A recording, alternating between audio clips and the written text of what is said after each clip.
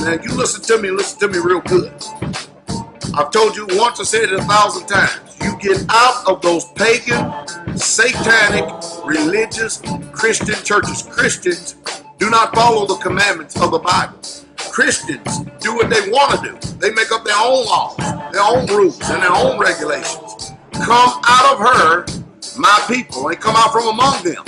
And it's real simple and easy to ascertain who are these people you need to come out from. Easy. Number one, if they keep Sunday, that's an automatic sign that you need to not have any fellowship with these commandment-breaking, wicked deceivers and seducers and bewitchers of the truth.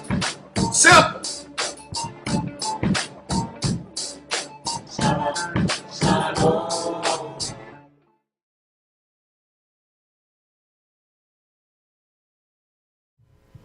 Hallelujah.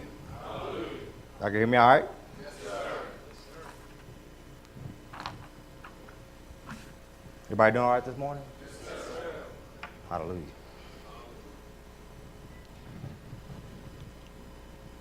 I don't know about you all, but I'm a disciple. Meaning a pupil, an understudy to that man you just seen before you. Y'all gave a lot of testimonies last week. I didn't get up because I was feeling the spirit. I felt like somebody was going to get rebuked. Y'all seen the video Pastor made? Yes, you got to cut it short, right? So I'm going to get my testimony now. Here's my turn. So anyway, when I first heard of Pastor Dowell, a lot of people don't know, but I ain't like what I was hearing. Some people say I heard the word. No, I loved it. When I first came here, I said, you a lie. Ain't no way you could hear him preach and teach, and it just felt good to you automatically. Because you never known this way, right? Never known this way whatsoever at all. Pastor just got through saying that we're a soft generation, right? So we got these young men right here, these little boys, born in the faith. Y'all heard Brother Delano's testimony, right?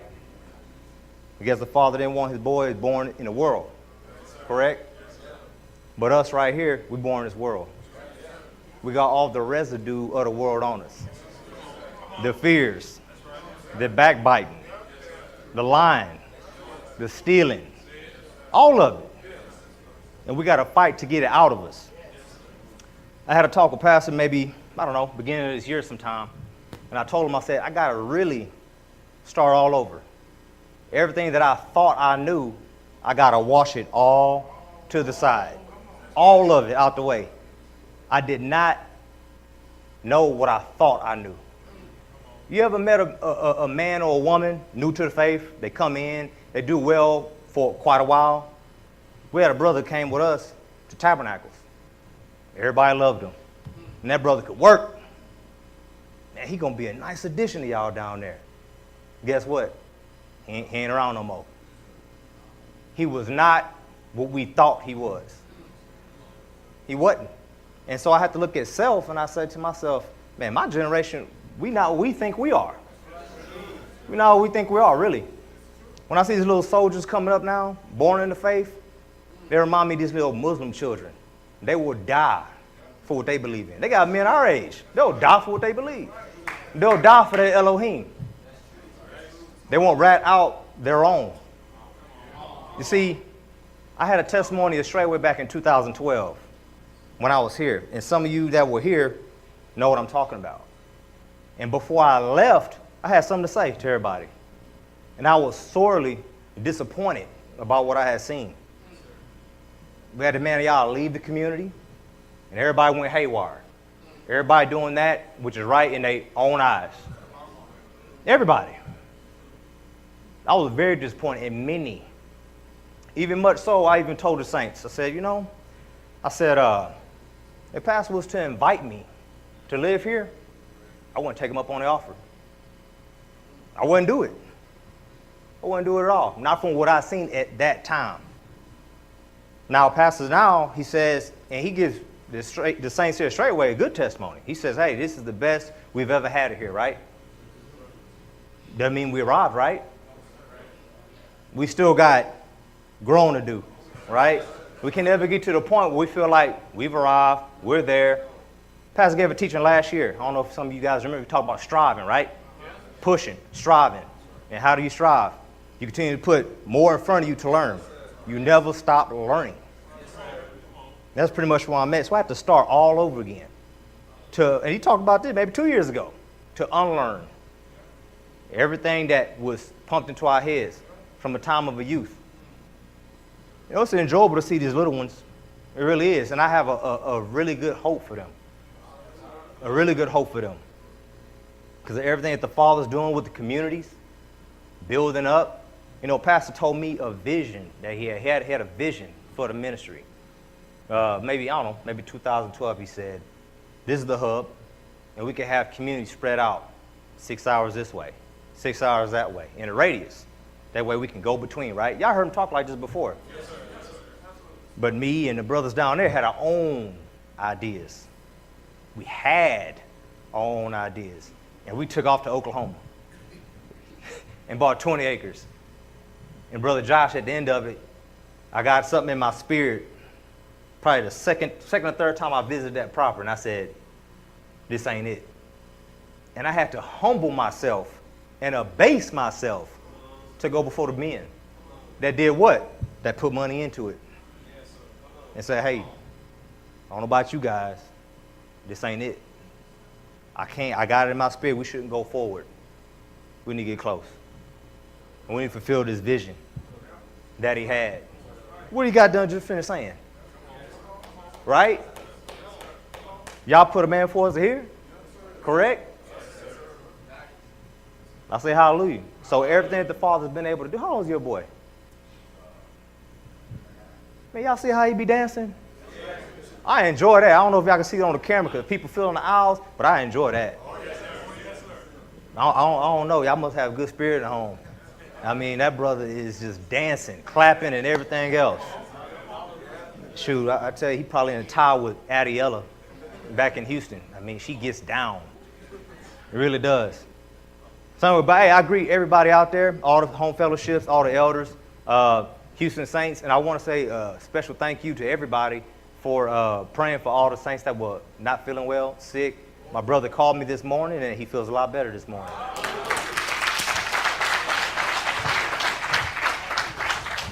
And that's the power. That's what prayer can do when we all on one accord. It can heal many. It really can. But Pastor, also, we had a talk this week, and we're talking about the ministry as a whole. And we talked about us being on one accord and of one mind. You know, and I heard you guys speak. Y'all heard me speak about this before. But one thing I really pushed down with the saints back home is a unity, a bond, a closeness that we have for one another. And what's one way that you can get close to one another? By showing yourself friendly. But showing yourself friendly isn't just talking and getting along. You know, a lot of us have devils in us that we don't want to tell nobody about. We won't even get deliverance. Guess that was me. We won't even get deliverance because we're afraid to let someone in. Not knowing that that person may actually have the experience behind them to help you, to assist you, to get past that. For the most part, the brothers are good. The other brothers, man, we go upstairs, we get it in. I'm talking about these men back there, we talk deep, on a deep level. I mean, we talk about everything. Husbands, wives up in the bedroom, but we talk about everything. Rearing children, all that. But we're there to assist one another, to bear each other's burdens. Can't nobody bear your burden when you closed up. Can't nobody assist you when you're not opening up. We can see you walking around, you all jacked up, because I've been told on a community. Because see, we're not living on one yet. We're living communally, but we're not living on the community just yet. But I'm told that you can see spirits on people. I heard you can discern. I can see when somebody has a fallen countenance, and you can discern that heavy spirit. They're not like they usually are today. Right? Now, my job is not to come to you.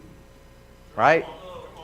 When it's time for you to get healed, When it's time for you to be delivered, what are you supposed to do? The Bible tells us to go to the elders of the community. So how can your elders, or how can your heads of fellowship or leaders, how can they grow in power? How can they do that? How can they exercise anything and you don't say nothing? You don't speak about nothing. All you do is you wait till you get to the feast day. You wait till you get to the feast day and you want to wear out Pastor Corey. You want to wear out Pastor Dowell. You know, okay, well, I'm going to look who else I have. What's that word? I can't think of it right now. But you have a respected persons. Yes. Well, they're not available. I see Elder Becker. Oh, well, none of them three are available, so I'm going to go to Elder Rufus. And then you're going to go down the line with who you esteem. You see what I'm saying? If we're going to make this ministry real and we're going to make the book come alive, perform it. In your respective places. Pastor also mentioned something else. I don't know if it was on the video or whatnot, but can't nobody be corrected by someone from somebody else's area. Can't no one take any direction from someone from some other area. The best thing for you to do is to entreat that elder and say, hey, you know, well, Elder Donnie told me he wanted me to do this. Do you mind I get with him first? Something. But where's the communication at? That ain't there. But anyway, I ain't like a lot of things Pastor used to say, but I ended up coming here because I had to submit to that truth. The spirit deep within me kept pulling me and tugging me to the point where I just said, how can I give you an offering? Because he never talked about offerings. He never spoke about it. So I said, he said, sure you can. Thank you for listening. And I didn't have a clue what he meant. That's how lost I was. I didn't know what he meant by thank you for listening. I'm like, what do you mean listening? Like, listen to the Father? You know what I mean? Because it was on my heart to give. It was on my heart to do it. And I never gave to any other man before. And I said, can I come visit? He said, sure you can. And I said, can my brother come visit? Because he want to come too. He said, make a video. He listened to every bit of 30 seconds and said, all right. Then sent Brother Rich to come pick us up. And even at that, I kicked against it. Still kicked against it. I got here, and I told one of the brothers this week, I said, I was leaving. And we've been here for a whole week. And I was just here to check them out. Straight up, he said, you part of the ministry? I said, there's only one ministry, ain't right? And he said, yeah. I said, okay. In my mind, I didn't answer the question. So I left. And sure enough, I came back to Gott's. For the first year that they had, I met El Donnie there. I met a whole bunch of brothers there. I can't remember who all was there, but I know El Donnie was there for sure. And when I left from there, I just felt like a little bit more close-knit to the ministry at that time. But I still didn't want nothing to do with it. I go back home. Next thing you know, I get a phone call early Shabbat morning. I pick up the phone. I'm like, man, first I looked at it. And it was a 615 number. I just rolled it back over. I didn't even answer the phone. Then he called again. I said, all right. I picked the phone up. You know, I'm still a Gentile. Hello. And he said, hey, Brother Mitch. I'm like, what's up? Who's this? This is Pastor Dowell. I said, I got a brother to send to you. I'm thinking, like, what you want to send a brother to me for? I've never told him this, but I'm like, I did not want no home fellowship. I didn't want no one coming around. What I thought was at peace, me, my brother, and I think one other person. That was it. I was at peace. I was good. And I didn't want no one else around. Didn't like no one coming to my house. Didn't like no one sitting on my sofas. Didn't want no one drinking my water, nothing. You see what I'm saying? But this is how the Father broke me down over a period of time. And I actually began to love the saints once they begin to come. It was a beautiful thing. And then my heart become more pliable. But I believe as long as you don't harden your heart, you'll be able to hear. You will be able to hear. So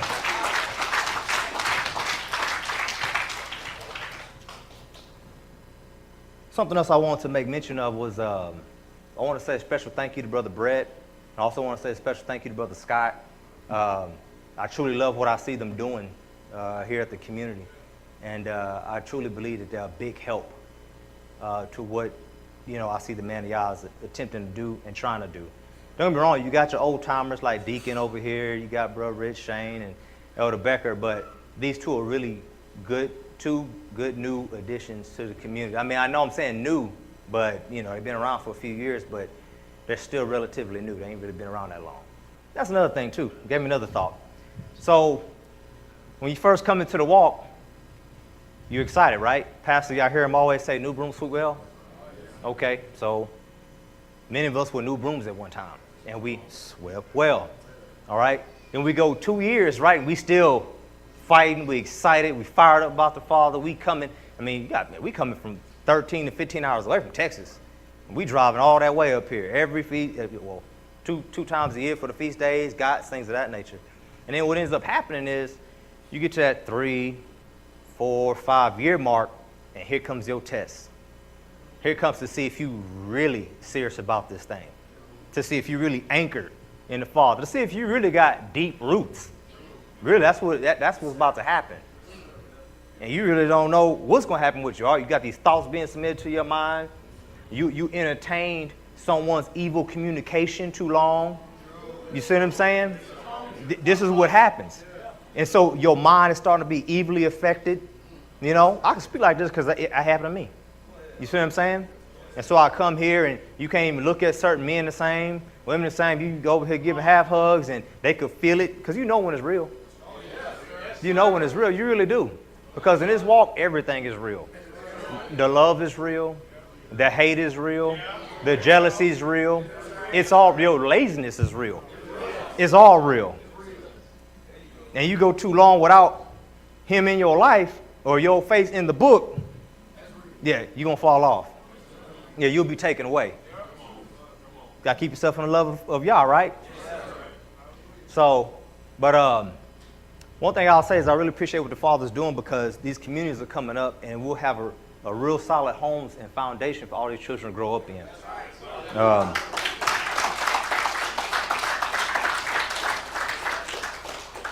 And I'm saying this because, you know, the unity. I'm going back to the unity here.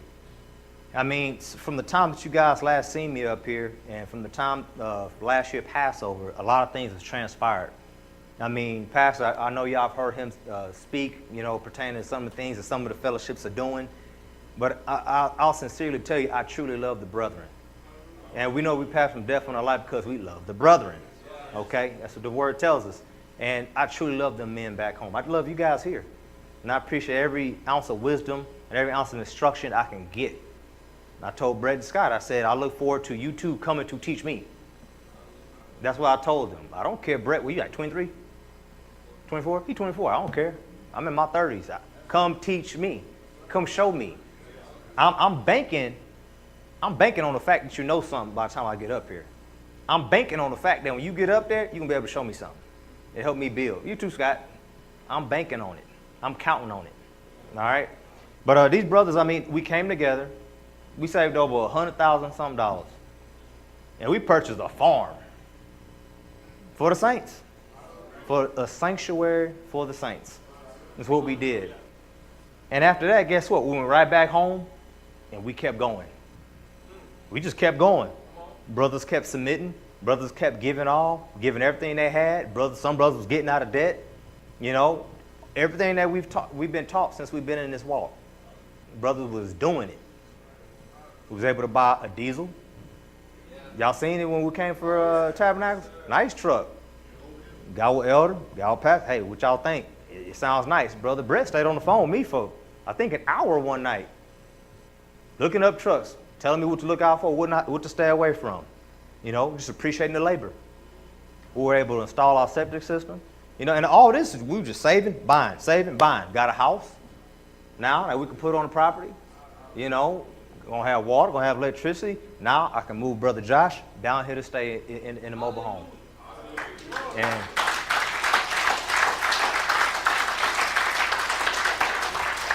And this brother is going to be 2 hours from here. Y'all going to see him once a month, bare minimum. You know what I mean? So it's a beautiful thing we were able to set some up close by to where we're close to have this mutual assistance group as we've always been taught. It's a beautiful thing, man. I know when people hear Pastor preach, I know they sitting there saying to themselves, especially for the folks that ain't even with us, I know they sitting back saying, what this babbler going to say now? I know they are. I mean, because I'll be hearing some of the stuff, I'll be like, I don't know nothing. I thought I knew, but I didn't know what I thought I knew. I continue to say that. So hallelujah. Anyway, we're going to go ahead and move on. I don't really know how to work this, but I'm going to give it a go. Hallelujah. All right. I showed Pastor something new this morning. Yep, it worked. All right, so anyway, we're going to talk about death this morning. All right? And it is on my mind to just speak about this because we've had some deaths this year. But I've also had deaths in the world. Close ex-friends, co-workers. We had family in the faith, unfortunately, but it's a reality. My grandmother, the list goes on and on and on. But we've had many deaths this year. And can't nobody get by this. You know what I mean? In Psalms 89:48, it tells us, what man is he that liveth and shall not see death? It's a pretty rhetorical question, because ain't nobody getting by that, right? Ain't nobody getting by that. Shall he deliver his soul from the hand of the grave? Selah. Well, we all know from the beginning, because of the transgression of man, we come here to Genesis. And we see here it says, in the sweat of thy face shalt thou eat bread till thou return unto the ground. For out of it wast thou taken, for dust thou art, and unto dust shalt thou return. Now, there's many different things that lead us to death. Sometimes it's poor health. Sometimes we come into this walk, we're already jacked up. You know what I mean? Sometimes we come into this faith, and guess what? We still make bad decisions and choices. I've seen a lot of people come into the walk and still make very poor decisions, whether it comes to their health or not. Some of it is spiritual. It's just spiritual. Things which come out of your mouth, things which you perform, the sins, the secret sin which you do, and all of a sudden, Pastor always taught us, right? The body is a barometer to the spiritual realm. So sometimes this thing is just spiritual all the way around, period. All right? We all have a beginning. We all have an end. We have a sunrise and we have a sunset, okay? And what you have to think about is, how are you going to go out? What is your spiritual condition going to be when you go out? Where are you going to be at in Messiah when you go out? Jesus tells us to stay within him because he is within the Father. And because he is within the Father and then we in him, the Father is in you. Right? Hallelujah. So we got to be able to stay primed up in Yah continually. There's a book that was introduced to me some years ago. I don't know if it was Pastor Dowell. I don't know if it was Elder Becker. I don't know if it was Brother. I can't remember. It was here on this land. It was introduced to me. Now, the name of that book was The Dying Testimony of the Saints. Any of y'all remember that book? Dying Testimonies of the Saints. It talked. My barber over there like, yep. But the Dying Testimony of the Saints, it basically depicts people who were in the love of Yah, who went out and had a very peaceful death.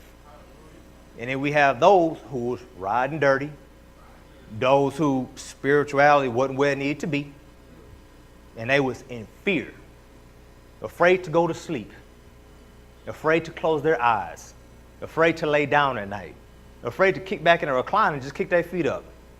Because they felt, man, I might not wake up. I might not wake up.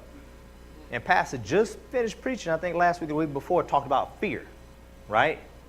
The fear which we will have, and we shouldn't fear death, right? There's only one way a man can speak the way as bold as these men that he just proclaimed. Where he told John the Baptist, Elijah, the two witnesses, all these men, right? No fear of death. Paul, no fear of death. All these men were ready. They were ready. So there was some time ago, I want to say about 2 years ago, my brother Greg, my mother, she knows what we do. She knows that we do healing, we lay on hands, cast out devils. She knows that we keep the commandments. She knows that we're very biblical boys. That's all she knows. So she called, blowing up our phones. My cousin Teresa in the hospital. She in the hospital. I need you to come see her. Y'all come down here. Y'all come pray for her. See, they think prayer is going to solve everything. And it ain't going to solve nothing. This woman was jacked up from the floor up. My brother went up there, and she just sat in that chair. And my mother holding her, trying to comfort her. The woman was just shaking, afraid to go to sleep. Once again, no, don't give me no IV. They were trying to give her something to kind of let her relax. She said, I don't want to relax. That's pretty bad, right? That's pretty terrible. You don't want to relax. What is in her past? What is in her mind? What is in her heart that she's so afraid to go into the Creator? Something to think about. Something to think about. What is in her that is keeping her in this state of mind? Okay? Ecclesiastes. A good name is better than precious ointment. Hallelujah. And the day of death than the day of one's birth. We say true. We say hallelujah. We say glory to the King, right? That's what we say, but it's beautiful for saints because they have an expected end, right? You know, every saint is supposed to be going on to the kingdom. Glory to the King.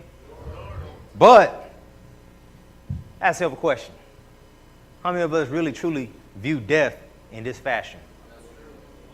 I mean, you hear the word, pastor or any elder or teacher can get up here and put a scripture up here on a screen for you to see, and we can all agree. But do you really believe that? Because where's your condition at? You know, where's my condition at? And am I keep myself in that love of the Father? Am I continually praying in the Ruach HaKodesh, building up my spirit? Building myself up? Am I doing that? Pastor Dowell's the only man I know that says he want to go home. Y'all remember that? Sitting right back there with Sister Ashley. I be catching all these little things. Yeah, I listen to the preachings, but really when he get up here and preach, no, the teaching. I listen to the teachings. When he get up here and preach, that's what I listen for. I listen to it all. I eat it up. But he said he ready to go home. So that means he must know somebody. That means he must be in a good place. He must be ready. Ready. There was one time, it was an old person. He said, man, they near the end of their days, and they still foolish as hell. He made that statement. I don't remember who it was about, but he made that statement one time. He was just astonished. As old as they was. And that's why you hear him say old fools. Old fools, right? You can't take advice from every old man just because I gray on his beard. Old woman. I got to throw that in there too. Women too. A lot of women like to be counselors. Yeah. You know, they like to jump the gun, take a step in front. And just because you old, just because you got gray hair don't make you right. It don't make you right at all because you just like what I just said a few minutes ago. We got all the residue of the world on us, and we got these little ones coming up who are going to be undefiled. And they're going to see the things that we do and be looking at it sideways and be like, man, pastor just got done preaching, da-da-da-da. Man, I just read the word, and this is what I see you doing. Poor ass example. That's what they're going to see. Anyway, we don't see this. We don't see this, but, you know, we need to talk about this because Psalms 116:15 says, precious, valuable, in the sight of Yahweh is the death of his saints, not the ain'ts. So this means right here that we need to be performing. There should be a performance among all of us. Whether it's to your sister, your brother, there needs to be a performance spouse to spouse, husband to wife, wife to husband, children even. Just because you get old enough to where you're a teenager and you think you got it all figured out, you still got to obey. You still got to submit. You know, one thing that Erica told me when I married her, and she moved down there to Texas with me, she talked about her obedience. She talked about how she had a covering. She had a covering here. And then now she's with me, and all she did was obey. She just obeyed. No matter what, she just obeyed. She loved the Father that much, she said, I'm just going to obey. Even if she don't understand it, I'm just going to obey. Period, all day. All right, so we got here, the saint of the Most High knows, he know that he know where he or she is going. Will proclaim so and will carry a certain confidence about themselves. There's a certain confidence about where you're going, where you're heading, what you're talking about, what you're doing, what you're saying, what you're speaking to an unbeliever even. You know, when you lack confidence, you can't talk to a believer. What are you going to tell me a non-believer? That's what I meant. What are you going to tell a non-believer if you don't have that confidence? You ain't telling them nothing. Can any of us proclaim the time where Pastor used to be yelling at us and he said, y'all follow me, I'll lead you to the kingdom. Remember that? Yeah, you keep following this, We're going to the kingdom. One of the things I kicked against with pastor was deliverance. I feel like I ain't need deliverance. Because I'm good. I ain't got no spirits in me. Man, first time I came here, man, I'm walking. I was sitting over here somewhere. Matter of fact, no, this wasn't even here. So I'm sitting way up here. And so I'm walking by, and it's also pass a good message, man. I'm walking. Chandre on the floor. I'm looking like this. I said, man, what's she doing? That's deliverance. I said, no. What is that? He said, she getting free of spirits. I said, ain't no way. So I'm thinking I ain't need nothing.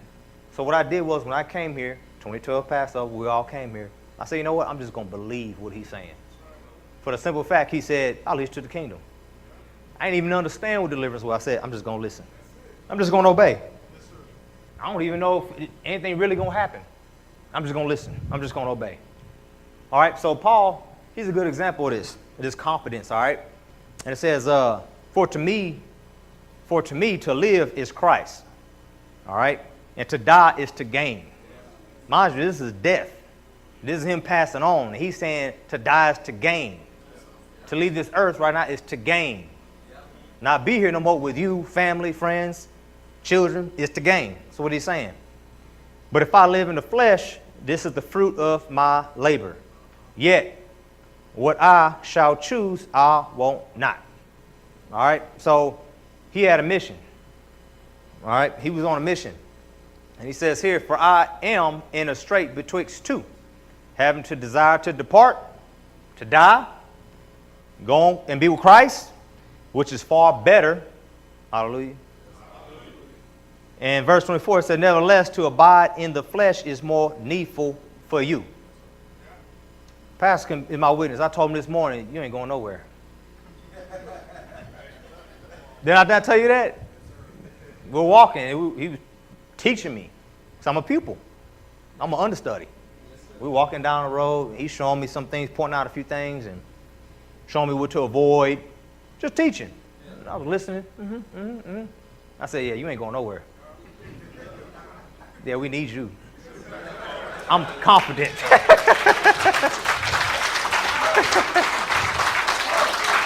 Yeah. So I said, we need Pastor Dowell. I said, yeah, we need this. One time Pastor was here and Obama was still president. And he yelled at Obama across the screen. I was back home and I was like, y'all heard that? And then, but he always make the statement, man, the Father's trying to get me killed. You know? And I said to myself, man, dang, we ain't there, right, Alan? He was still there. I said, we ain't there, man. I said, we need that. Yeah, I said, you ain't going nowhere. So, we come to 2 Corinthians here, chapter 12, verse 8. It says, for this thing I besought Yahweh thrice, that I might depart, that it might depart from me. And he said unto me, my grace is sufficient for thee, for my strength is made perfect in weakness. Right? I mean, just think of the burdens that he carries on himself. I'm just saying. I feel it on a small scale. I mean, I felt shit pretty big down there, but he got to talk to me. He got to talk to Elder Rufus. He got to talk to Elder Austin, Brother Al, Elder Felix, any other fellowship I might be missing. He got to talk to them and get them on point, deal with them issues. And possibly even new people coming in, new pastors that may be contacting, elders, whatever the case may be, giving counsel on the property. That's a lot of stuff to do. You don't think that kind of wears them down? Hey, my grace is sufficient for thee. Hallelujah. And it says, most gladly, therefore, I will rather glory in my infirmities, that the power of Christ may rest upon me. Therefore, I take pleasure in infirmities, in reproaches, in necessities, in persecutions, in distresses, for Christ's sake. For when I am weak, then I am strong. Hallelujah. And something that you got to think about, you got all these people coming against our teacher, right? Didn't he put up a picture here last week and tell y'all that he's the teacher of these men? So we got people coming against our teacher. I say to hell with them. I love them. I'm going to listen. I'm going to follow. I mean, it's amazing to me how I can be so angry at someone talking and then love them. I still can't get it. I still don't get it. I really don't. I really don't. I said to myself, he made the Truth video, part 1, part 2, and I said to myself, he was talking, and mind you, me and Greg, we done went to school, we done did pretty well for ourselves, we got degrees, we out there working, getting it in, we got this big 5-bedroom, 2.5 bath house, and we like, yeah, we doing pretty good, man, and I'm listening to Pastor Dowell, he cracking me up, talking about Christians. I'm like, yeah, that's what's up, that's my nigga right there. I'm gonna keep listening to him, he cool. And I had like maybe 3, 4 other, YouTubers I was listening to, and then one day he made that Truth video, and I said, hell to the no. Hell no.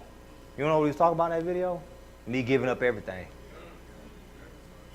That's what he said. He talked about giving up everything, laying it down at the apostles' feet. And I said to myself, I ain't stupid. I was like, ain't no apostles around. So I'm typing them. I'm typing. He will not answer me. So he's starting to piss me off.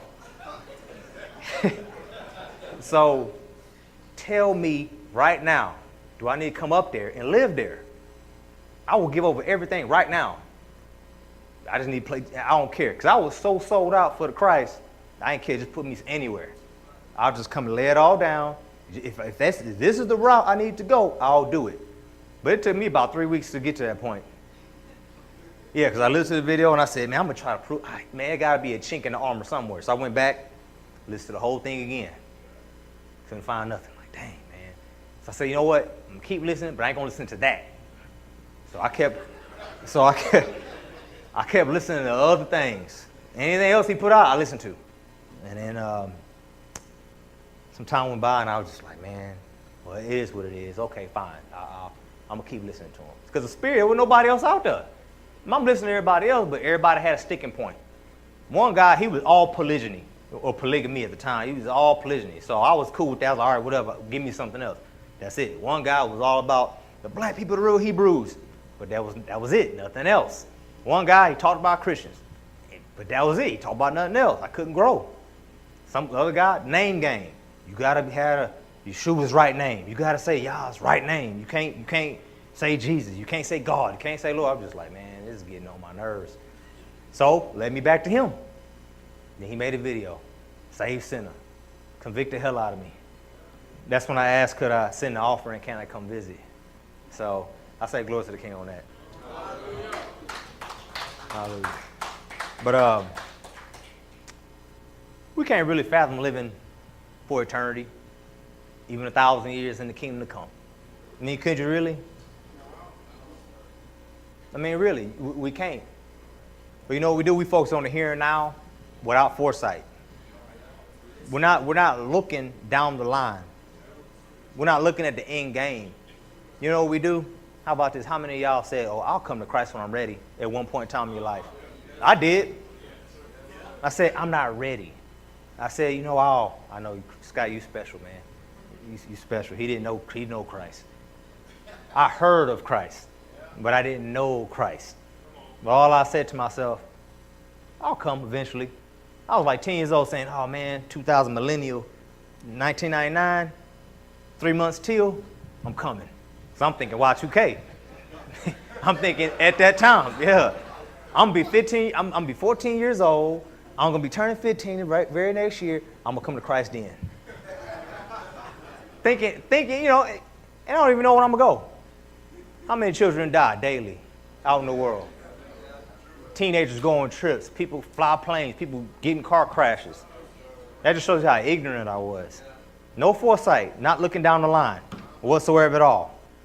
Thinking I'm slick. Guess what? I got 15. Guess what I said? I'll wait till I graduate high school.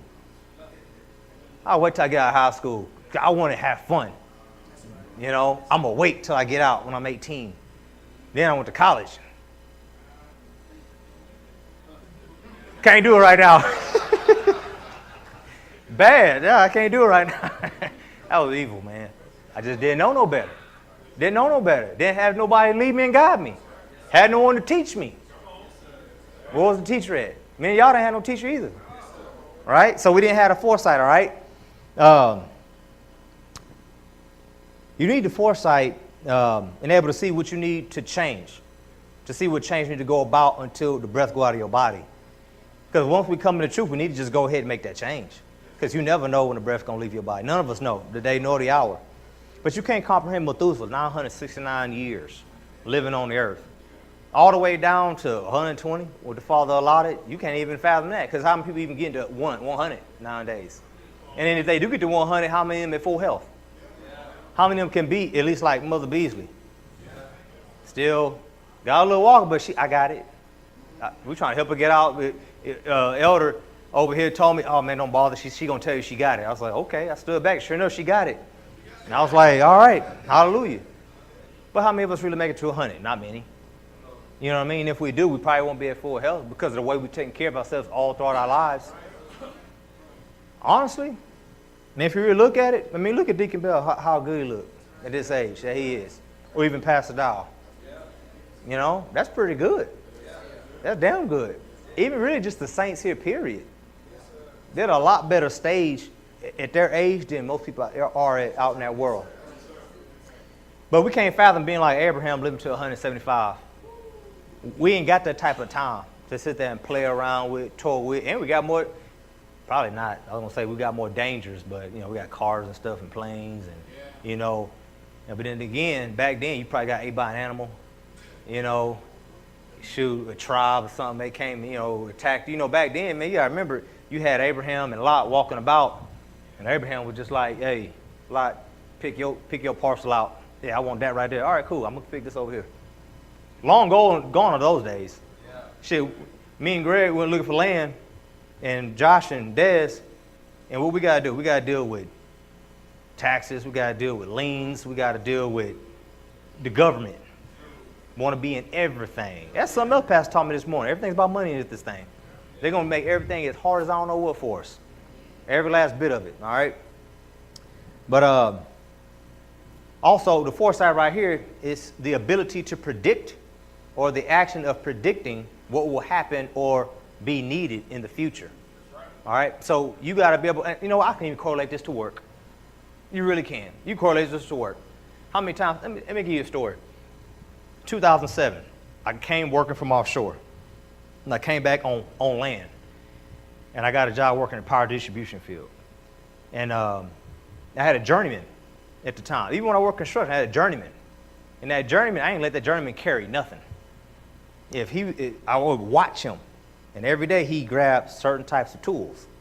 And so every day I would go out there, I would get them certain types of tools and have the bag. You ain't got to carry nothing. I got it. Let's go. Let's go. Let's walk.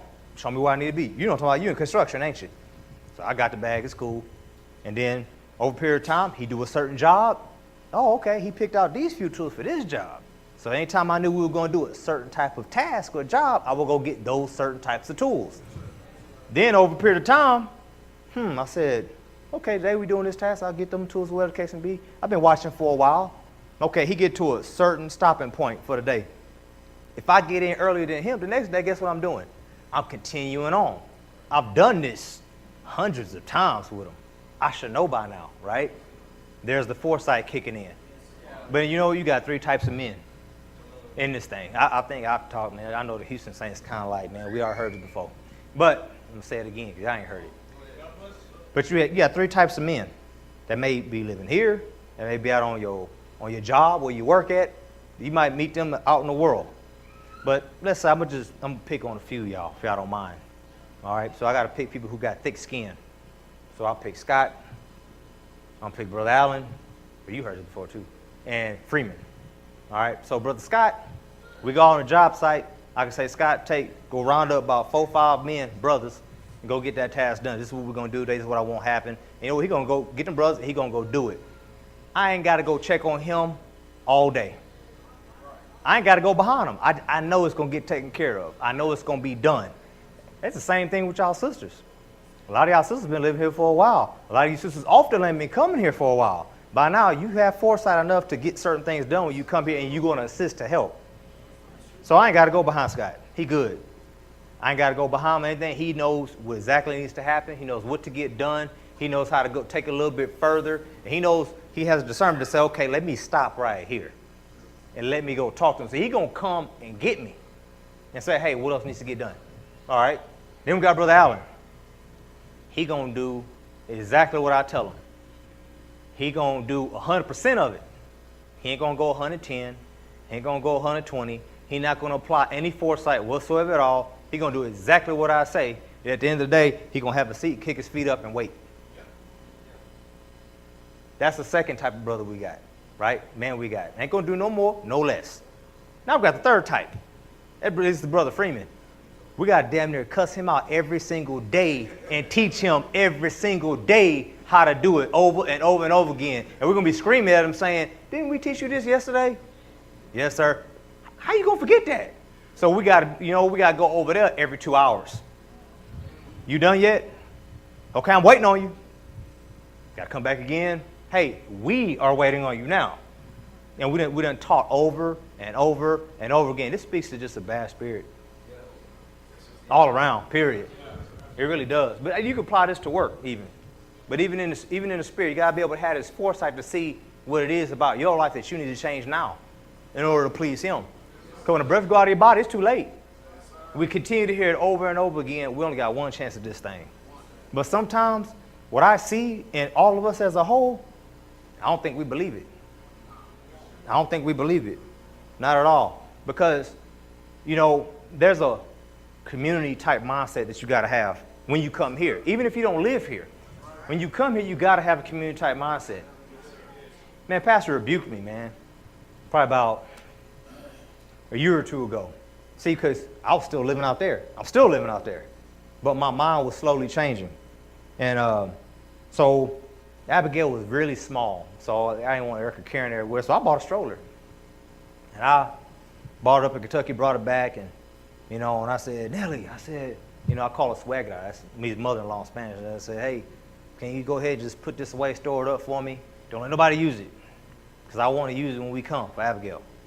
And then I was walking away and Pastor said, Pastor, I left the stroller over there, you know what I'm saying, for nobody to use it. He said, oh, yeah, we're going to let somebody use it. And I said, you know what? You're right. Yeah, that's right. Yeah. And I was thinking to myself, I said to myself, man, that was pretty wicked of me. That was pretty selfish. I wasn't thinking. So now I'm just like, hey, man, we're not here. Use it, man. It's perfectly fine. Erica, when we go there, she's able to walk now. Make her ass walk. Because there's other people with smaller babies here. I understand if she fell out sleeping or something like that and that other baby crawling around or something, yeah, lay her in there. But that was pretty wicked of myself. But at least I could see it. At least I could see it. I'm not afraid to admit it, though. I'm like, Pastor, I incriminate myself with the saints all the time. Now, I'll tell y'all this, too. One time, all the brothers was talking. I think you were there, Alan. And Brother Desmond said something. And I kind of shut him down real quick. And immediately, another brother started talking. I said to myself, I'm not letting this go by. I ain't letting it go by at all. So I waited for the other brother to finish talking. Once he got done, I got something to say. And I said, for all you saints, listen up. I said, Brother Desmond, I apologize. Now, I ain't have to say that. That was foul of me to say. But I got it right in front of all the saints. But, man, all these are growing pains to me as a leader. Straight up. And I'm cool with it. I'm okay with it. I'm okay being wrong because I can grow from it. I really can. I mean, why stay in my pride? For what? What is it going to profit me? Not at all. Hey, life's too short. All right? Life's entirely too short. We think it's long. We're very arrogant to think that we got so much time allotted to us. We're very arrogant. I mean, and I told the saints after Brother Chris Westmoreland passed away, and Chester, and we had Erica up there, down there in Georgia. And if you notice these people's spirits, have y'all paid attention to that? Every single one of them, man, there's nothing evil you can say about them. You can't say they have wronged somebody in one area or another. Have you noticed that about them? And I say to myself, man, I was going to say something, but I'm going to say it anyway. It shit on me. It really did. I really felt like hell because it was like I say to myself, man, I aspire to be that way. I aspire to get to that point. You know what I mean? And what it made me think of was Enoch. You know, some of us think that, you know, when the Father's time to take somebody, we all think that he going to just, I don't know, just snatch us up like he did him. You know, you might just go to sleep and not wake up. He took you. You know, what was it, Mama Nita? Didn't she just fall asleep? I met that woman one time on my first visit here, and I left, and the pastor got up here and was talking about somebody dying. I'm like, man, who is that? And I said, Greg, you know who that is, man? Who they talking about? And I thought it was Mother Stallings, because I think that's the old person I remember. I'm like, she the oldest, so she got to be the one they talking about. So I come back, see Mother Stallings, and I'm like, man, who is this Mama Nita? And one day going through the pictures, and I seen, I was like, hey, man, I think that's Mama Nita right there. I'll take a picture with her, Mama Dowell. And I said, she went out right. She went out right. I mean, at least if I had a choice to go out, that's the way I want to go out. Just lay it down and don't wake up. That's the way you want it. But anyway, life's too short.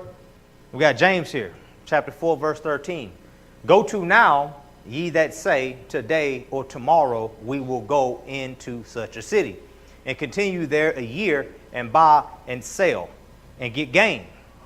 Whereas ye know not what shall be on the morrow. You don't know what's going to meet you out in the field. The Father may be ready to recompense you for something. You see what I'm saying? You might be in some wickedness. He probably going to take you out. Remember that prophet that didn't obey? Had a lion waiting on him? It was a lion, right? Yeah. Had a lion waiting on him. Didn't obey.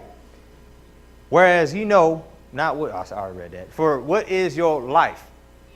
It is even a vapor, a mist, that appeareth for a little time and then vanisheth away. Some of you men in here, 40s, 50s, 60s, I mean, time went by pretty quick for y'all. Can y'all remember when y'all first got here in the community? It was like it was yesterday. I'm pretty sure. Remember what you was doing when you was 20, 25? Yeah, yes, sir. He quiet with that one. I probably would too. But I'm just saying, time goes. Time to wait on no one. And so we have to change our perspective when it comes to death. And we have to see it actually as a good thing, that it is better than the day of our birth. We have to really see it as such. Think about it. What do we do when a baby born? Yeah. You know what? You ever notice something? If you have a child, if you, not for the brothers who ain't got a child, but if you have a child, do you notice the change in your thought process? Your sense of urgency. It did for me. I thought I love the little children. You know, I'm trying to set it up for Israel. Man, not until I had mine. Not until I had mine. It was like, man, we got to get this done. And so really, that's the mourning part of it. You know, I'm happy she's here, but it's like, man, I see the way the world going. You know, you see the direction which things are going in and moving in, and you're hearing the preachers and the videos the pastors putting out, and you're saying to yourself, man, this is rough. This is rough, man. How are we gonna protect them? You know, and then I gotta say to myself, man, what young man I'm gonna give her to? You know, really. If anything like what I see in some of our generation, not at all. I'm looking at these little ones that were born in this. And then even at that, I got to give it a little time. I need them to turn 18. I need them to go work. I want to see what they about. I want to see if they still with it. I need to see if they continue this legacy on, which is being created and built up for them. And then I might think about it. You see what I'm saying? Or have a young man that comes in this thing, because who am I? You know, I was born in the world. I took Erica, didn't I? You know, so I can't be that snobbish. I can't be that ignorant, you know, that arrogant. So, but every brother got to be tested, tried, proven. All right? So right here we got verse 15. Okay? For that ye ought to say, if Yahweh will, we shall live and do this or that. But now ye rejoice in your boasting. All such rejoicing is evil. So see what I mean by the arrogancy? The arrogancy that we're going to make it to that next day. Oh, yeah, we're going to be up there. You ever see how Pastor get off Blog Talk? If it be the Father's will, and I believe it is. That's it. You know, I was reading the letters of Paul, and I noticed how he says it. If Yahweh will, if Yahweh willeth, And I started catching on that. Then I got here to James, and I seen what he said, and I hear what Pastor said. I'm like, man, they just performing the book. You ever read the Bible, and then he said, hey, man, Pastor do that. Man, you know what, the elders do that. You know, brother such and such do that. You know, man, deacon does that. You ever do that? A lot, right? Because they live in the word. That's what they doing. They live in it. All right? But it says, therefore, to him that knoweth to do good and doeth it not, to him it is sin. All right? So this good that we could do is this one-mindedness that we have when we come here. Not slacking, not changing, not letting someone come in and alter your conscience. You know, we always need to stay very keen and aware of ourselves, self-awareness. We have to have a mental toughness. I tell the brothers that all the time. We got to have a mental toughness when it comes to work. You know what I'm saying? When it comes to the spiritual warfare, we can't let nothing enter in. We have to know, man, whenever anyone is being introduced to our life, whether it be a wife, you see what I'm saying, whether it be a friend, a new brother in this thing, they speak contrary and they cause a weight to come upon you, it's probably best to get rid of them. Stay clear of them. Period. It really is. You got to look at how you came in. You can't not forget why you came in the fashion which you were called into this. When the Father came knocking at the door and you opened, you cannot forget that. So you can't come here and allow somebody new or somebody who just been living around here for a year to come up to you and spit in your ear about the ministry or whatever, and all of a sudden you jacked up and offended and you leaving. You can't forget why you came. Man, I tell you, look, I heard one man, Pastor, I heard him preaching. I heard the good news being brought forth. I heard Teacher Shane on the broadcast, on the blog talk. I would hear Rich every now and then, hear Elder Becker. You know, these are the men that I knew. So when Pastor sent this man to come pick me up, I'm like, who are you? Because I want to see him. You know, that's why I came for. This is in the fashion which I came. I came because I was hearing a voice, right? And many of us did the same thing. We found him on YouTube, something like that, and you heard a voice. Don't forget why you came, and don't let no one else take you from that love. You know, because, hallelujah. One thing that I had to do when I was tested, when I was tried, when I was proven, I had to pray, Father, put that same love in me. Put that same excitement back in me that I had when I first came. Put the love of the ministry back in my heart. Don't take it from me. Don't snatch it away. You know, I've grown such a closeness with the people here. I don't want that to change. And guess what? I've learned to turn every false brother down. Shut them down. Even to the point where they know they can't even come to me. They can't come to me. They already know I'm about to jab back, and I'm going to jab hard. They already know. So what they do is they go to the brothers. They go to who they perceive as weak. That's what they do. So you got to ask yourself a question. When they come to you and start talking to you, now what they see in me that looks vulnerable? You ask yourself that question. They think you're a punk.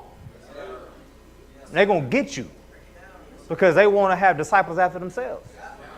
And that is just the damn truth. I'm trying to tell you.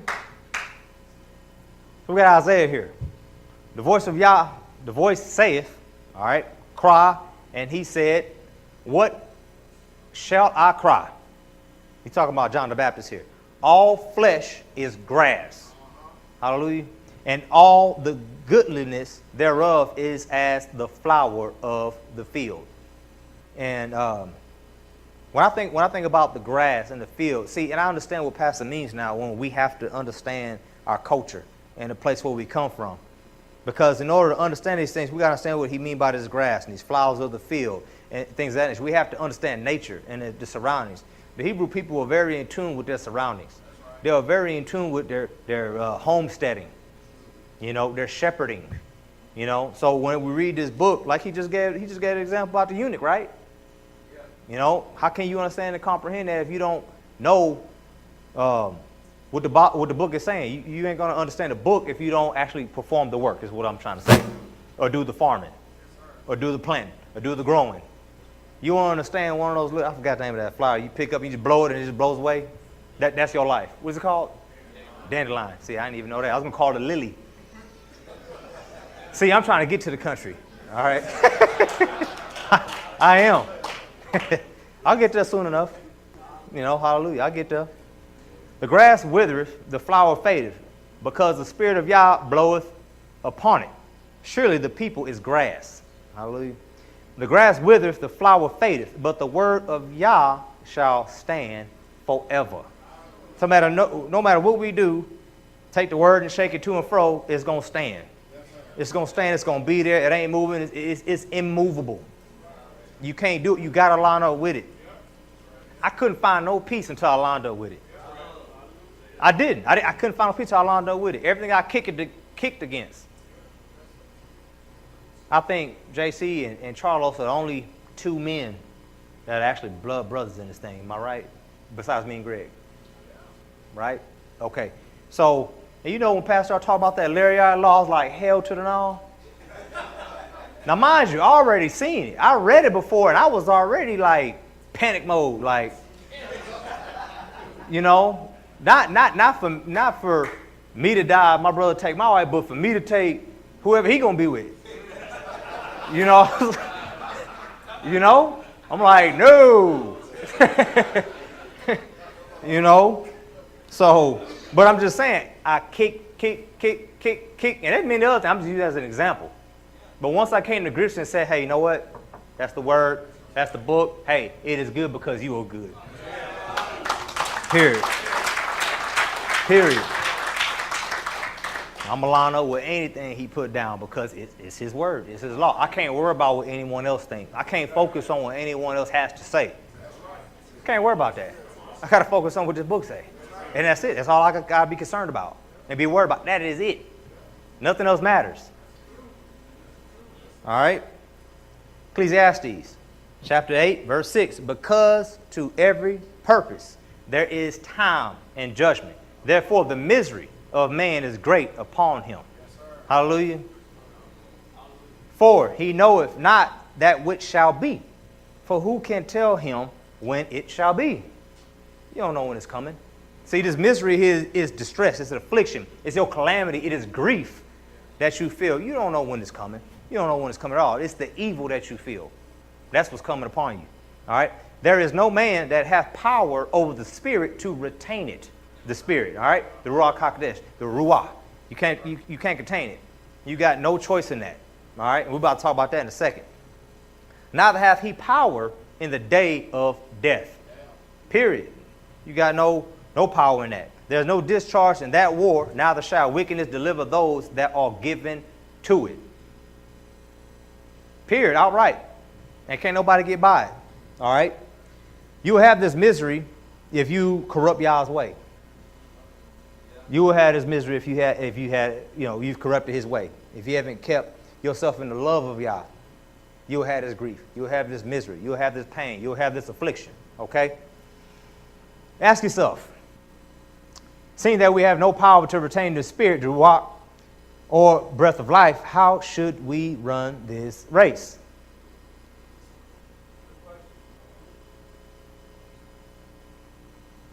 How should our conversation be?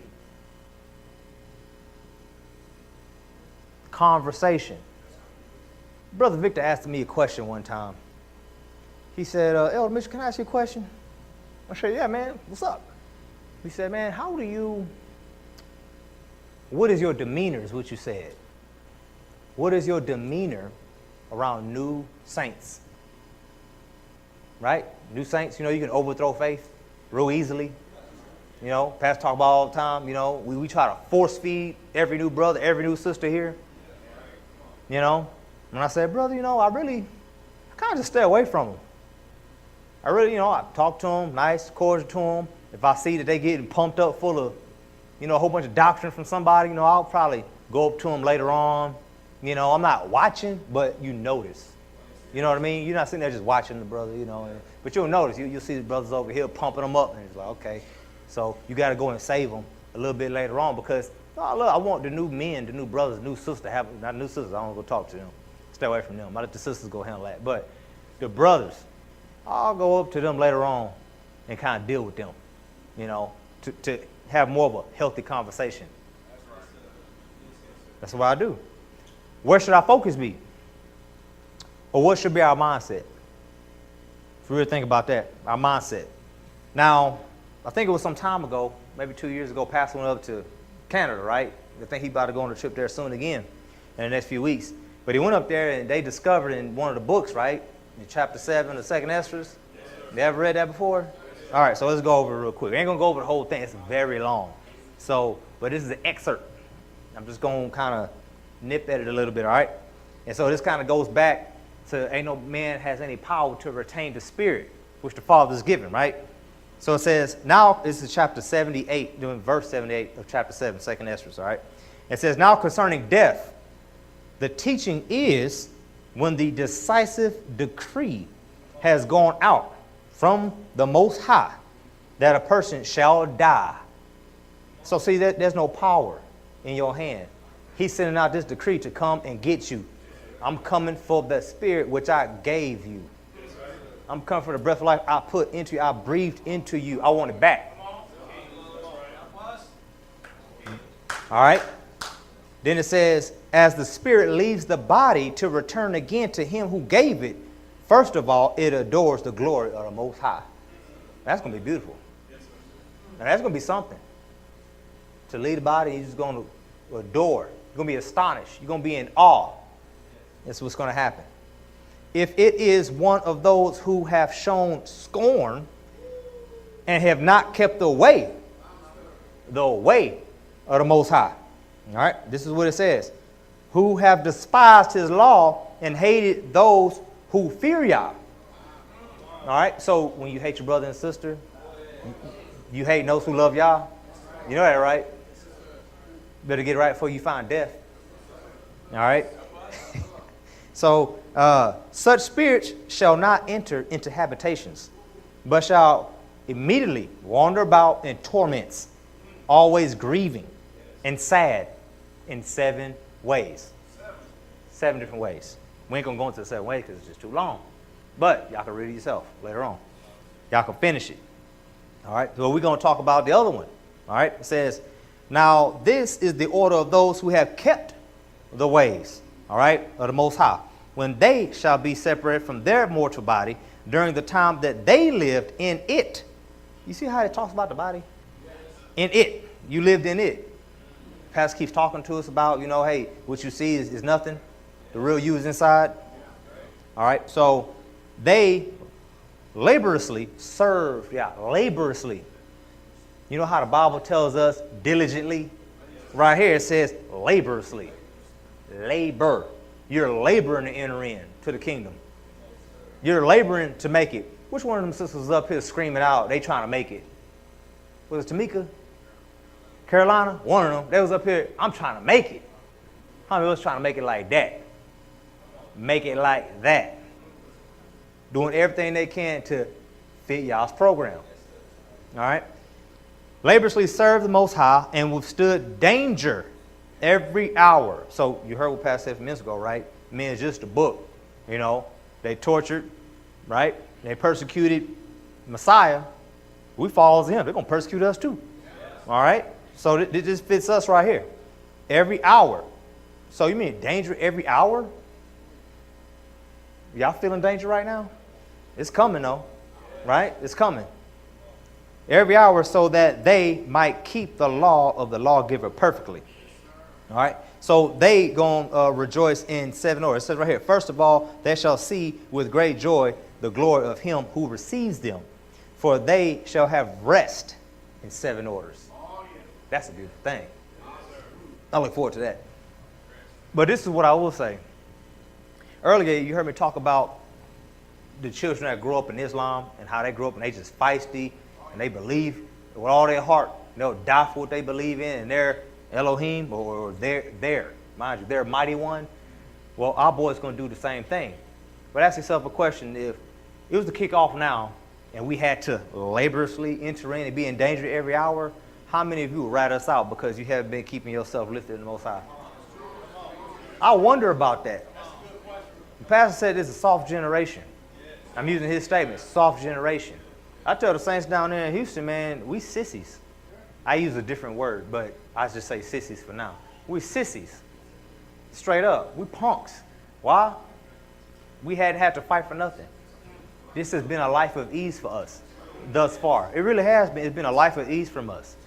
There have been very few of us in here that have seen war, Somebody die, get shot, have to make a tough decision to put someone down. You see what I'm saying?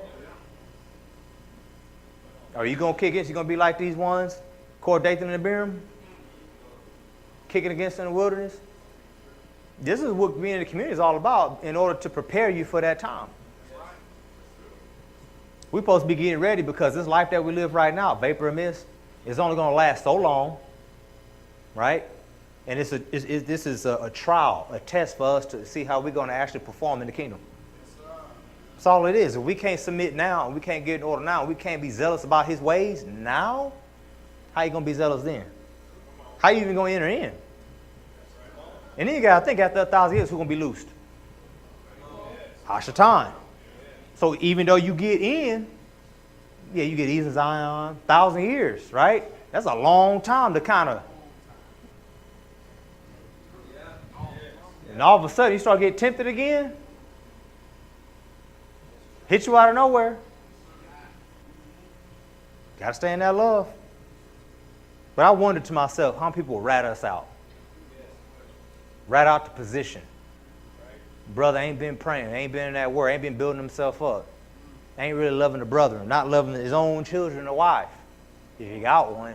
That's another thing too. I had talked with Pastor about this. He talked about all the good men gonna get the good women, right? He talked about all the shit men gonna get the shit women. That's what polygyny is for. I told my wife, I said, I don't care if Abigail got to get with a man that's already married. I don't care. As long as I know it's going to be taken care of. I'd be damned if I give her to a young boy, young brother, yeah, a young foolish man that ain't going to hold up his end of the bargain. Keep up his covenant. I mean, I'm just keeping it real. I do just that. I would do just that. I could have 3, 4, 5 single young brothers that I've been knowing from the time they are right now. And if they ain't showing no fruit, you can forget it. Oh, well. 1 Corinthians. All right, so ain't nothing going to enter into y'all's kingdom that offends, right? So we got 1 Corinthians 6:9 here. Know ye not that the unrighteousness shall not inherit the kingdom of Yahweh? Be not deceived, neither fornicators, nor idolaters, nor adulterers, nor effeminate, nor abusers of themselves with mankind, nor thieves, nor covetous, nor drunkards, nor revilers or extortioners shall inherit the kingdom of the Most High Yah. All right? And all this you got to get right before you leave this body, man. You got to. You don't want to find death and then you stuck out like this. All right? Revelations 21:27. And there shall in no wise enter into it anything that defileth. So if you defile now, you ain't gonna get it then. You jealous now, you can't align with the order now. You know, you can't come here and be at peace. You ain't gonna be at peace. There ain't no way you gonna enter there. Ain't no way. Neither whatsoever worketh abomination or maketh a lie, but they which are written in the Lamb's book of life. I say glory to the King. All right. We must first truly know our Elohim, which starts with having a deep, intimate relationship with our Creator. All right. Only way we can do this is if we have a ready and made up mind to follow after Elohim and his ways. One thing we got to remember is the first time that man on the earth corrupted Yah's ways was right before the flood. It's even said in Genesis, they corrupted my way. And something that we need to remember, in every instance where Yah was saving a portion or he saved a remnant of man, who was closing the door? Yah was. He closed the door to the ark, all right, with the 5 foolish virgins, right? He closed the doors to them. There's many different other examples. Yah closed doors. All right? Remember, he got to seal up his elect upon the earth, and then he going to cut it off. So this is all something that we need to be very aware of. We cannot corrupt his ways. And a lot of this really goes towards us, how we treat each other. Because most of us, man, we got the whole Yah thing down. We love Yah. Everybody say they love Yah. But you say you love Yah, but you don't keep his ways and how to deal with your brother or sister. You don't. Or your husband, or your wife, children, all the way around. And I say this because most of all, we need to learn how to speak. We got to learn how to play our role or roles, because some of us have multiple roles, right? And conduct ourselves with our neighbor, which is our brother or sisters, concerning Torah. Hallelujah. However, we fail in the area of our tongue the most. Wouldn't y'all agree?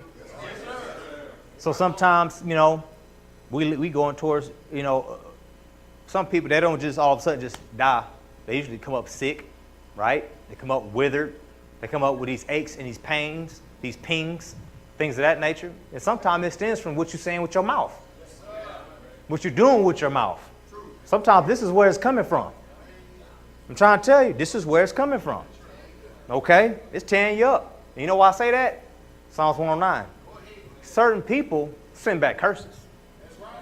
So you can hate your brother, you can hate your sister, but you know what? Some of us send back curses on a daily. It's almost like a ritual. I'm serious. It's like religious. I'm dead serious.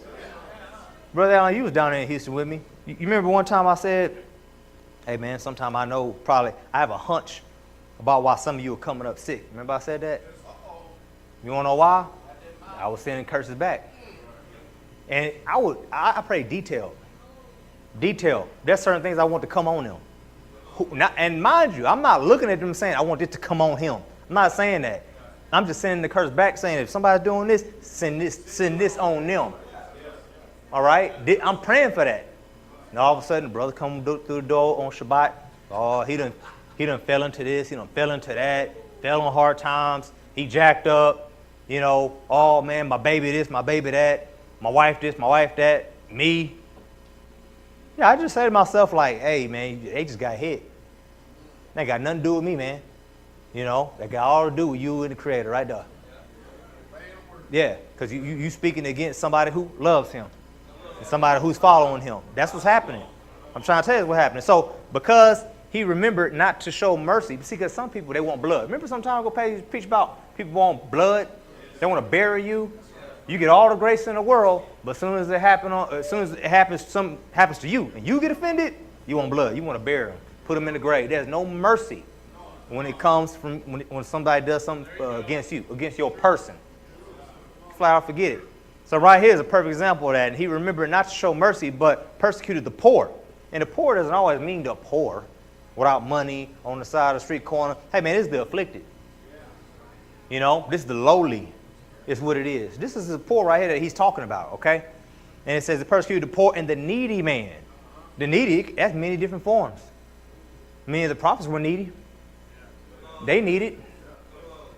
What was the woman that he went to heal the boy and she made a room for him? Shunammite woman, was it? I can't remember. It was in Kings though. Know that. But the brokenhearted. He might even slay the brokenhearted. This is this wicked man. So he's sending the curses back to this wicked man. As he loved cursing, so let it come unto him.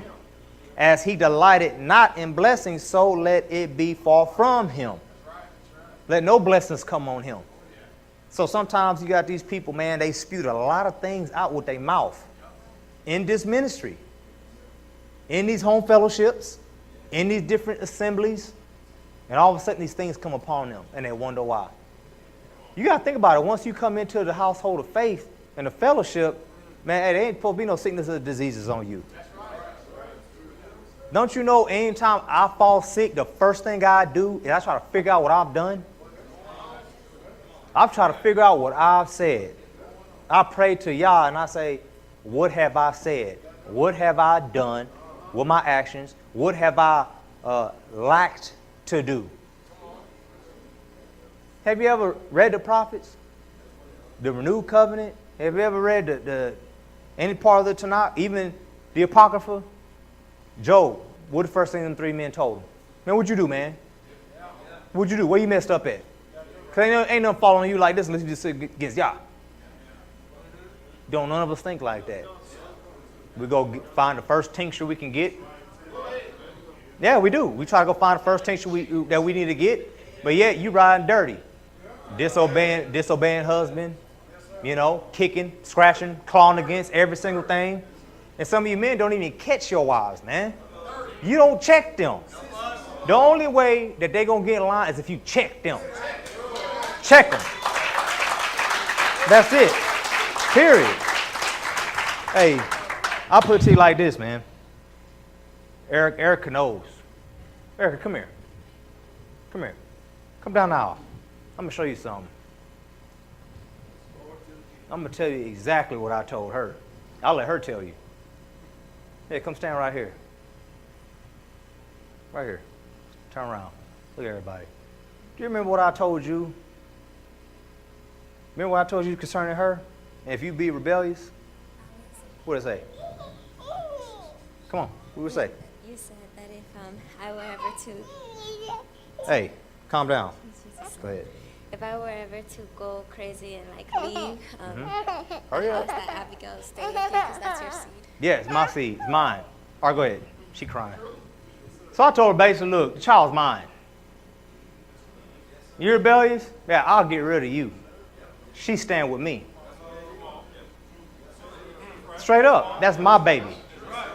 Period. Hey, a real daddy, a real father, what you got left to lose? Somebody trying to take your child from you. You know, there's some people out there that say their family got taken away. Yeah, if you really, your family really getting taken from you, what you gonna do? What you gonna do? That's right. I'll meet you at the gate, nigga. That's right. Yeah. Straight up. Straight up. So see, people's actions don't match. Some people's actions don't line up. They run their mouth, but your actions ain't lining up.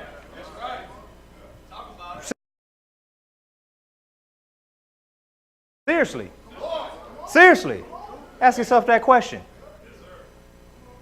Bad, ain't it? Proverbs 18:20. A man's belly shall be satisfied with the fruit of his mouth. Fruit of his mouth. You ever seen a man just bump the guns, right? Bump them gums.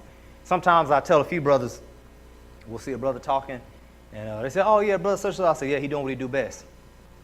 I just be quiet. I kind of wait for the punch to come in. Some people don't get it. He doing what he do best. But and with the increase of his lips shall he be filled. All right. Death and life are in the power of the tongue. All right. And they that love it shall eat the fruit thereof. Okay. So, like I said, once again, a lot of times we spewed out a lot of things with our mouths and we find ourselves sick. We find ourselves jacked up. You know, anytime I lay hands on anybody down there in Texas, I tell them, y'all's our healer. It's plainly written. Exodus, Deuteronomy, it's there. We have no healing medicines. Period. It's just him. And I'm trying to prepare them down there because you know what? When we come out here to this community, we ain't going to have all these insurances and stuff. See, the brothers that are working out said, hey, elder, should I get insurance on my wife and my child? Yeah, man, if you can. Go ahead. Get it now. Make sure you're good to go because when we leave, it's over. It's over. You know, it is over. One time I heard a story about, I think it was a young girl that used to live here. I think her name was Maisie. And she busted her mouth open, they said. And I think, yeah. And they said, Pastor, lay hands on her. You know, now if you ain't got the heart, if you ain't got the spirit, ain't no hands being laid on your daughter or son to heal that.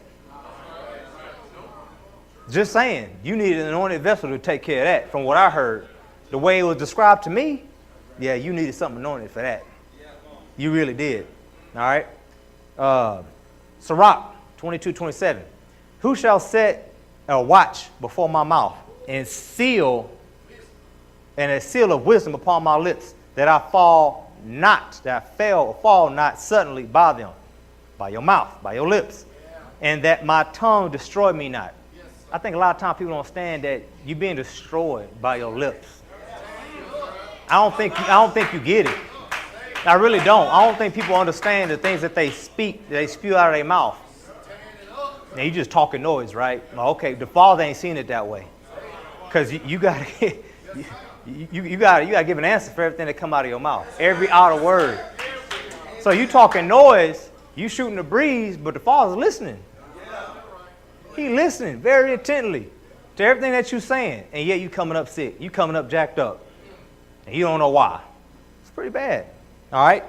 So how do you fall? Let me tell you this. Have you ever said a word about somebody or a certain situation, and all of a sudden you find yourself in that same situation, or you find yourself same things happening to you? What's the first thing that comes to your mind? My recompense. What I sowed. What you sowed. You reaping. You reaping. Talking all that noise about polygyny. You heard what Pastor said last week? He said, how did he put it? You talked all this noise about polygyny, and all of a sudden your husband died, and all of a sudden you're just going to be by yourself because you want to be with a solid man, but all the solid men got wives. What you going to do? You gonna just because his brother's single, you're going to say, well, I want my own. You know, are you going to go accept that offer, or are you going to accept the offer from that brother that got one wife already, 2 wives already, or 3 wives already? And you looking at their home and they set up and it's beautiful. And if you do finally accept it, you're going to go in and just jack it all up. That's what you're going to do. Just go in and mess it up. How are you going to walk into something and just jack it up? You're supposed to come in and assimilate. You're supposed to come in and assimilate. Right? Or ask yourself this question. How many of us assimilate when we come here?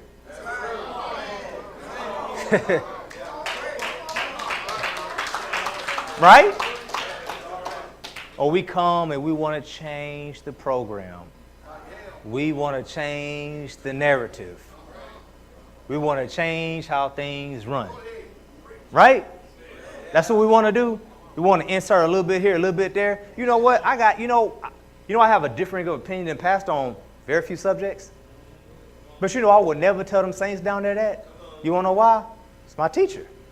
That is our pastor.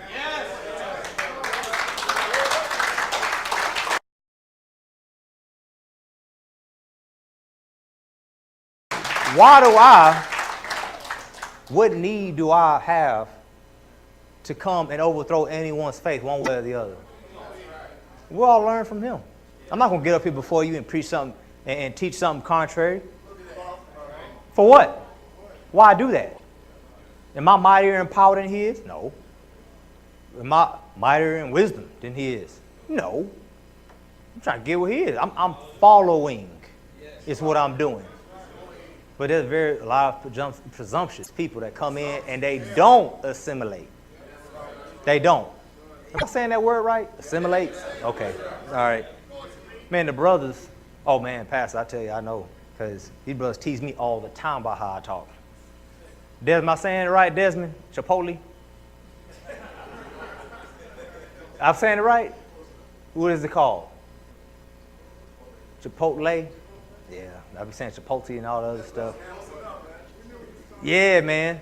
Hey, last week, was it 2 weeks ago? There was extortion written up here, and I looked sideways and I said, oh, exhortation, I get it. I got it.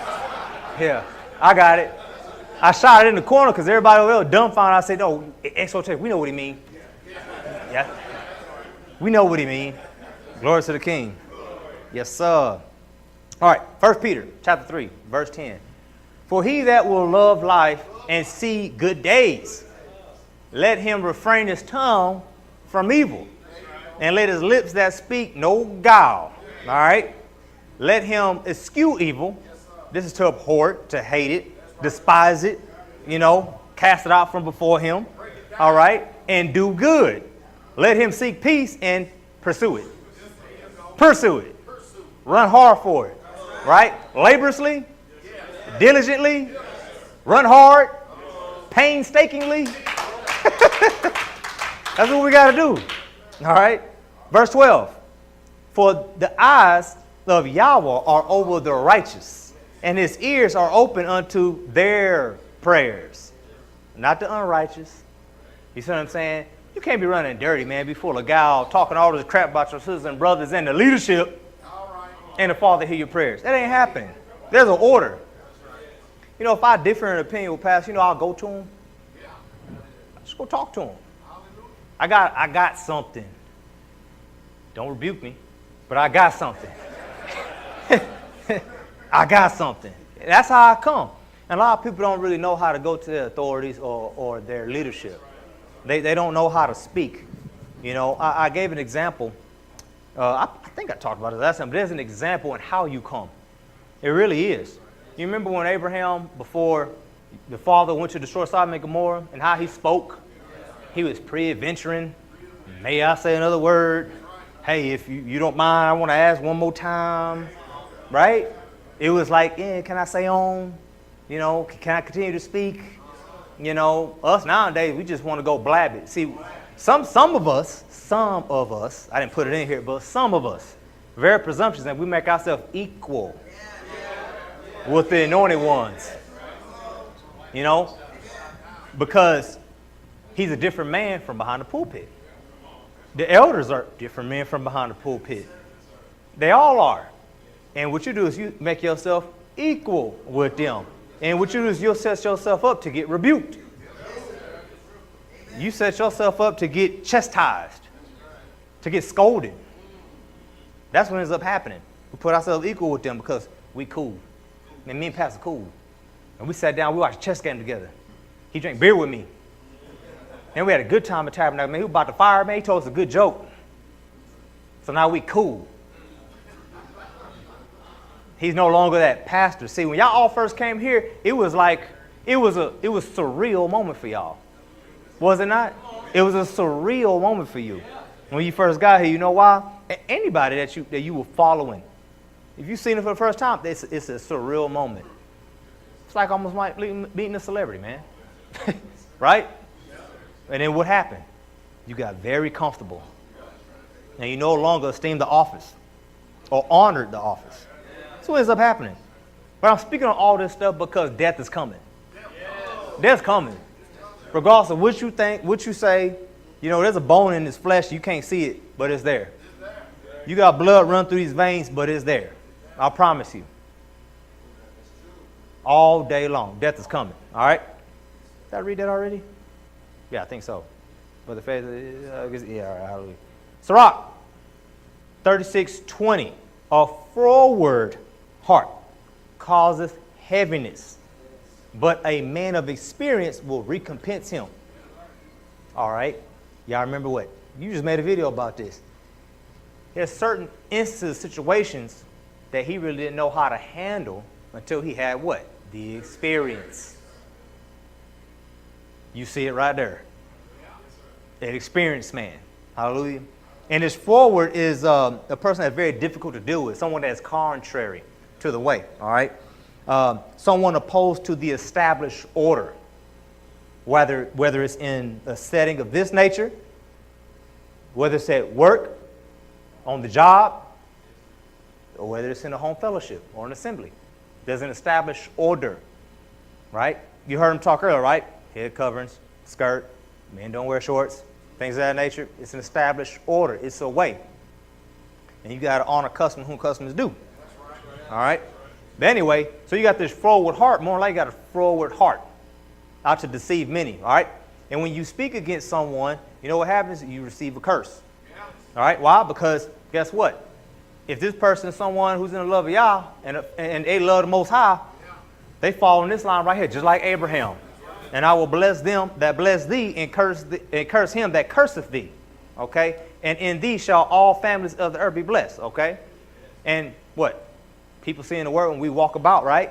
The world, they see the fruit of our life, right? So isn't the world going to be blessed by our manner of life? Just saying. Some of us ain't got a manner of life. Sirach 30:14. Better is the poor being sound and strong of constitution. This is principle. All right? Than a rich man that is afflicted in his body. All right? Health and good estate of body are above all gold, and a strong body above infinite wealth. That's good, ain't it? Wouldn't you say so? What's our constitution? Torah. Amen. So we got to abide by that.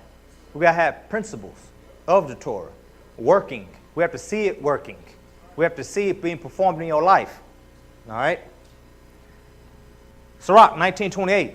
And if for want of power, this is talking about a man, he be hindered from sinning, yet when he findeth opportunity, he will do evil.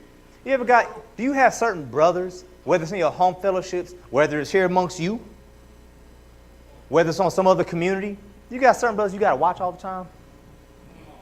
You got to if it's not for you being there, he's going to let himself go. We got a brother like that. If we're not around him, it's going to be bad. It's going to be bad. He's going to let himself go. It's just going to go to hell. And we're dependent on certain brothers when it comes to us coming together, living in common unity this way. If one person fails in one area, man, we all suffer. It's pretty bad. So we can't have that. Verse 29, a man may be known by his look, and one that hath understanding by his countenance when thou meetest him.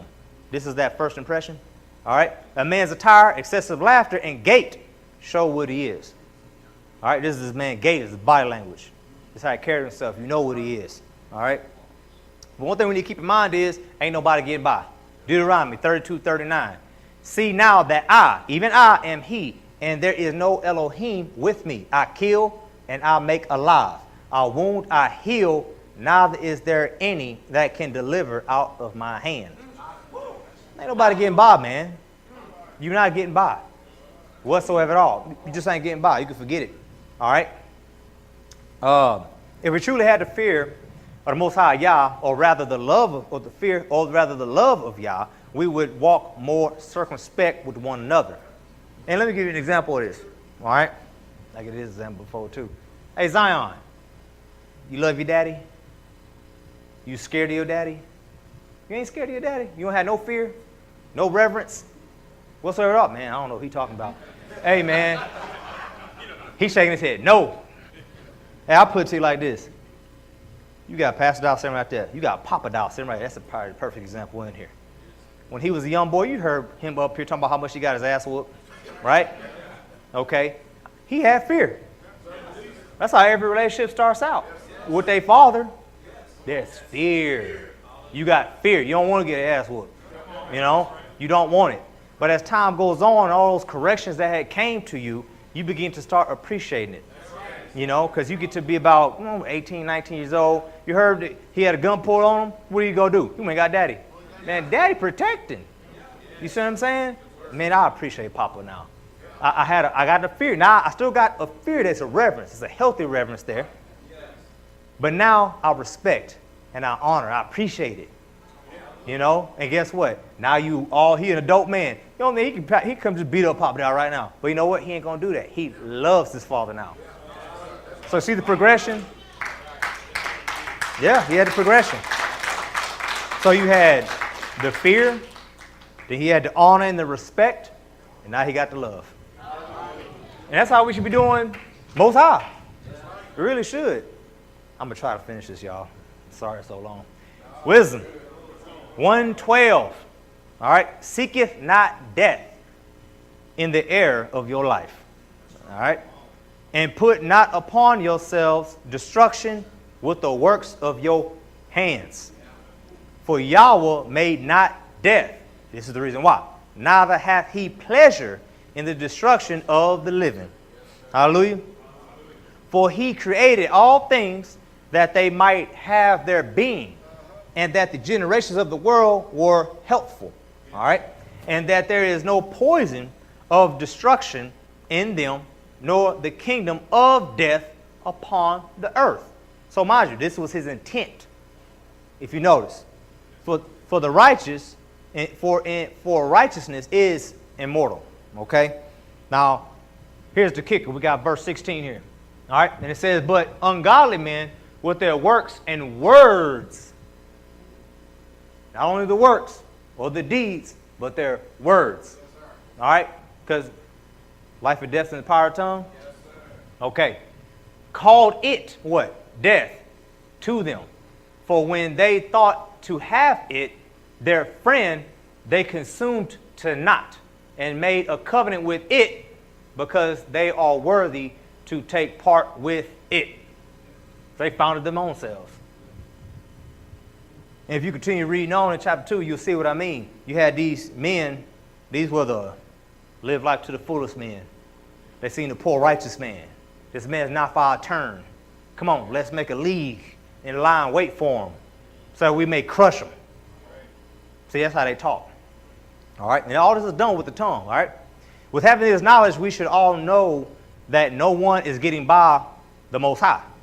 Although we all sit here as saints, we are all wise to do evil. We tend to do our own, we all tend to have our own mind, rather than having the mind of Messiah. We can learn from our ancient Dowell in the following passage, okay? But having that like-mindedness is needful in the time which we're living in now. Because everything functions and it gels together, and everything's like a well-oiled machine. We can't have that if all of a sudden someone's going off the deep end. 1 minute someone is fine, next minute they're off, next minute they're fine, next minute they're off, and it's a schizophrenic behavior. We need stability among Israel. Don't get me wrong, we all have our moments. Let me say that. I have my moments where I may have a heavy heart for Israel. I may be going through something personal, whatever the case may be, but my job is not to stay in that stupor. It's to pick myself up, get up. You see what I'm saying? Not to stay in that stupor. To be lifted up in the Father, So anyway, this is how Dawid spoke. All right? Psalm 39:4. Yahweh, make me to know mine end and the measure of my days. All right? What it is that I may know how frail I am. So he wants to know how close he was to the end. Behold, thou hast made my days as an handbreadth, and mine age is as nothing before thee. Verily, every man at his best state is altogether vanity. Selah. Because you know why? It don't last. It don't last. Period. Y'all hear Pastor keep talking? I'm getting old, man. I can't be doing all this building. This is why I see Scott and Brett getting it in. Using the young men for their strength. Hallelujah. 39:6. Surely every man walketh in a vain show. Surely they are disquieted in vain. He heapeth up riches and knoweth not who shall gather them. And now, Yahweh, what wait I for? My hope is in thee. All right. Verse 8. Deliver me from all my transgressions. See, this type of heart we got to have. Because death is coming. Make me not the reproach of the foolish. All right. I was dumb. I opened not my mouth because thou didst it. Yeah, you remember when David got cast out the city and he ran to, I forgot, the man was named Shimei, something of that nature, and he was cursing him. And what Joab say? Maybe let me go take his head off. Let me go cut his head off. He said, relax. See, he was feeling it. He knew what he had done. You see what I'm saying? And he said, Yahweh told him to curse this, so let him curse. That's what he told him. See, but this is the type of heart he had. This is the type of mindset he had. All right? Verse 10. Remove thy stroke away from me. I am consumed by the blow of thine hand. All right? When thou with rebukes dost correct man for iniquity, thou makest his beauty to consume away like a moth. So see, when you start seeing people decay, something in their life has changed, and they introduce something new into their life, or maybe they dismiss something away from their life, and all of a sudden they begin to decay, they begin to fall apart. You're seeing it right here. You're seeing it right here. Making his beauty to consume away like a moth. All right? Surely every man is vanity, Selah. All right? Verse 12. We're almost done here. Hear my prayer, O Yahweh, and give ear unto my cry. Hold not thy peace at my tears, for I am a stranger with thee, and a sojourner, as all my fathers were. O spare me, that I may recover strength before I go hence and be no more. You see that? Before I go and be no more. So that's supposed to be our thought process right there. Hallelujah. So with that being said, this speaks to me as being of an humble and abased spirit. Right there. Obviously, he knew the shoe fit and he wore it. Some of us, I think that we're deceived. And some of us don't understand or comprehend what our mouth is doing to us, our actions are doing to us, and how we carry on throughout our daily lives each and every day. And I think we would do wise to actually search self. Kind of like Jesus said, remove that log out of your eye before you remove the mote out of your brother's eye. One of those things. And one thing I always encourage all the saints to do down in Houston is take care of your end individually. Take care of your end. We're supposed to save ourselves, right? So if we're saving ourselves, everyone's saving themselves, what room is there for any error? What room is there for any devil to enter in? You got to ask that question. What room is there to enter in? Especially if we're all walking on the same vein, believing the same thing, having the same hope, striving together, loving one another.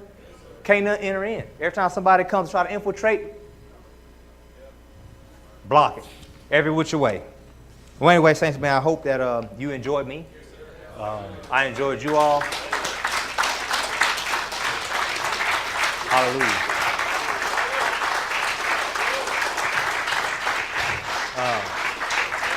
Thank you for all having me, and I say bless all of you. It was an honor to stand before Israel today and have a word with you all. And I bless our leadership, the elders, the pastors, Deacon Bell, and shalom to all the saints out there, and shalom to all you sitting before me.